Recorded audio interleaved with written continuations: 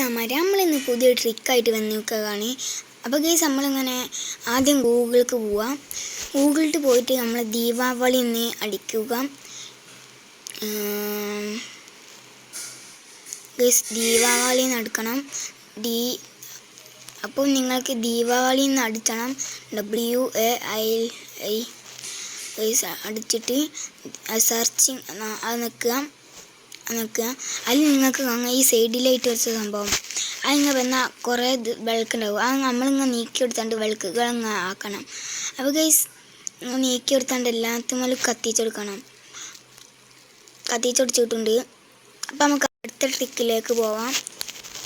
അപ്പോൾ നമുക്ക് ഹോലി നടിച്ചാൽ HOLI അപ്പോൾ നമ്മൾ സൈഡിലുണ്ടാവും ഹോളിൻ്റെ നേരെ ഉണ്ടാവും ഒരിത് 3 പുള്ളിക്കുത്ത്. അതിൻ്റെ അടുത്തുണ്ടാവും ഒരു കുറേ കളർ.